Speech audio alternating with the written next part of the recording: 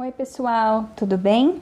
Espero que estejam bem, né? Espero que toda a família esteja bem, todo mundo esteja com saúde. E aqui estou eu para passar para vocês um pouquinho, né, de conteúdo aí para vocês não ficarem perdidos e nem deixar muita coisa acumular. Então hoje eu tô falando com vocês a respeito dessa matéria que a gente está vendo aqui, da página 25 da unidade 2, que a gente começou, na verdade, a unidade 2, e aí como a gente teve que parar, nós estamos voltando para essa mesma unidade. Então eu quero que vocês peguem aí na página 25, e aí nessa página 25 a gente tem o que a gente chama de relative clauses. O que são essas relative clauses? Na verdade, eu vou tentar aproximar aqui, ó, para vocês acompanharem junto comigo, para a gente tentar dar um destaque. Porque, na verdade, o que acontece? Essas relative clauses, que são essas sentenças, essas orações relativas, são formadas pelos pronomes relativos. Então, a gente tem aqui, ó, como exemplo, Charlie Chaplin was a very famous comic actor. His work influenced the silent movie era. Charlie Chaplin was a very famous comic actor whose, que a gente tem aqui, ó, whose work influenced the silent movie era. Aí, então, o que que acontece? Só da gente ver, da gente perceber que esse whose, ele está se referindo a algo que foi citado anteriormente. Então, ele foi um ator muito famoso, cômico, de comédia.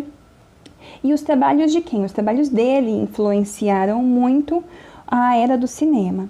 Então, esse whose que eu destaquei aqui, ó, o que acontece? Vou até apagar para vocês ficar um pouquinho melhor, ó, ver.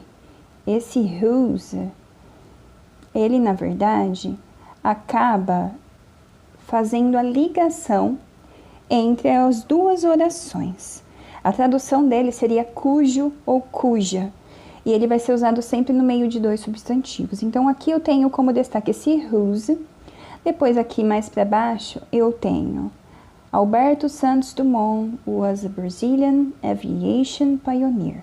Alberto Santos Dumont invented the first airplane in the world. Então, olha o que aconteceu, olha o que eu usei aqui, ó, who ou that, para fazer a conexão daquilo que foi citado anteriormente. Depois, eu tenho aqui um outro caso, falando da Amelia Earhart, que foi a primeira mulher que, na verdade, conseguiu voar pelo Oceano Atlântico. Então, tá aqui. Deixa eu só apagar essa beiradinha que ficou em cima, não consigo ler, ó. Tá aqui, Amelia Earhart was the first woman to fly solo across the Atlantic Ocean. He also wrote many books about her flying adventures. These books became bestsellers. Então, de quem eu tô falando? Dos livros que se tornaram best-sellers. Então, de novo, eu vou destacar aqui, ó, which ou that, que estão fazendo conexão, então, com a frase que foi citada anteriormente. E por último, eu tenho o uso de where aqui. Então, só olhando nessas frases, parece que fica um pouco difícil de a gente assimilar. Mais para baixo, ó, eu tenho when, junto com datas, para indicar datas. Então, como uma visão geral, o que que acontece? Eu preparei para vocês aqui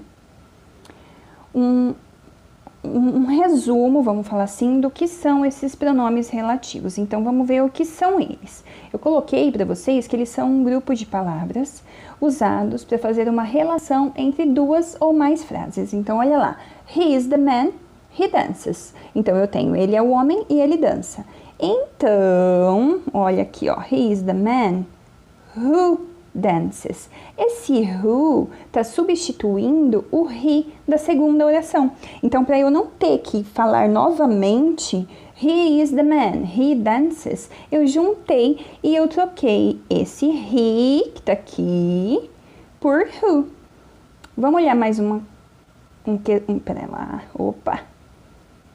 Vamos olhar aqui agora quando a gente vai usar, então, who ou that. A gente vai usar who ou that quando o sujeito da oração, quem eu estiver falando, for, na verdade, uma pessoa. Então, olha lá. He is the student who has a notebook. He is the student that has a notebook. Eu tenho o uso de who ou that Porque o sujeito da oração é uma pessoa, he. Então, tanto faz usar who ou that, professora, eu não entendi quando que eu vou usar o who e quando eu vou usar o that. Na verdade, os dois podem ser usados da mesma forma. A diferença é que o who é um pouco mais formal e o that é um pouco mais informal. Mas, o que acontece aqui na diferença, deixa eu só tirar para vocês, pra gente visualizar isso aqui, ó, que eu coloquei para vocês. Aqui, ó, subject and object. Observem que eu tenho aqui duas frases diferentes. He is the student who has a notebook. Quem tem um livro velho? Ele. Então, ele tem um livro velho, ó. Esse who, para não repetir o he. Porém, na segunda oração, eu tenho o uso. He is the student who I saw yesterday.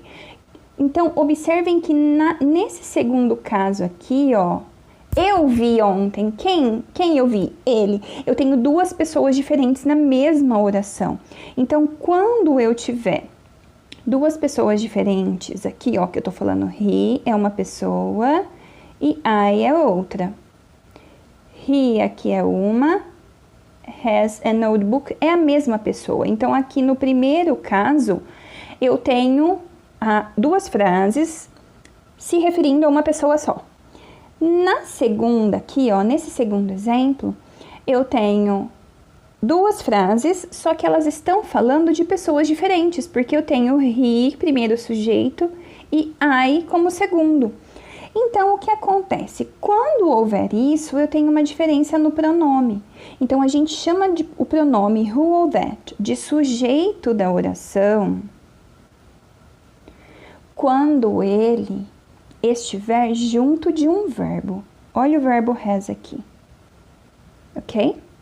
E a gente chama o who ou that de objeto da oração quando ele já estiver junto de um pronome. Quem é o pronome? Eu vi, eu ouvi ontem. Então, who I saw yesterday. Então, está se referindo a pessoas diferentes, ok? Daí, então, a gente tem o próximo caso. A gente tem o uso de which ou that. O que é esse which ou that? Eles vão ser usados quando o sujeito da oração for um objeto ou um animal. Então, this is the dog, eu sei quem que eu tô falando de um cachorro, which drinks milk. Quem que bebe o leite? O próprio cachorro. Então, na verdade, esse which que tá aqui, ele tá sendo usado para substituir o dog que foi citado anteriormente. Então, ó, that's the dog which drinks milk. Ele mesmo bebe o leite. Observem o segundo caso aqui, ó. This is the dog which I bought. Quem comprou o cachorro? Foi eu. Então, aqui eu tenho o objeto, na verdade, aqui é um animal. Desculpa, é um animal. E aqui eu tenho a pessoa que comprou, que fez a ação. Então, quando, na verdade, aqui, vamos voltar, ó. Quando o pronome estiver junto de um verbo, ele é chamado de pronome sujeito. Quando o pronome estiver junto de outro pronome, que no caso sou eu que comprei. Então, na verdade, esse pronome ele é chamado de objeto, como a gente pode ver aqui. Ok, pessoal? E daí, então, o próximo caso que a gente tem que prestar atenção é o seguinte. Eu tenho o caso do uso de whom e de which. O whom também vai ser usado quando o sujeito da oração for uma pessoa. E o which vai ser usado para quando o sujeito da oração for um animal ou um objeto de um modo geral. Porém, qual que é a diferença? Qual que é a grande jogada? A gente tem que prestar atenção no seguinte. Se antes, da onde eu tenho que colocar o pronome, houver uma preposição, que nem aqui eu tenho to, pode ser for, pode ser in, on, by, não importa. Se for uma preposição, eu tenho que pensar o seguinte, eu vou usar o whom para pessoas e o which para coisas, sempre. Ah, professora, mas você não disse que quando o pronome for sujeito, for uma pessoa, a gente usa who? Sim, a gente usa who, mas se houver uma preposição no lugar do who, a gente vai usar whom, ok? E para animais, sempre a gente vai usar o which. E por último aqui, pessoal, o uso de where. Where, então, vai indicar lugares específicos, ok? A gente vai ver isso depois na unidade, continuar fazendo os exercícios. E eu estou aqui à disposição se vocês tiverem alguma dúvida, ok? Um grande beijo, espero que a gente possa se ver logo, ok? Beijão, até mais, um beijo a todos.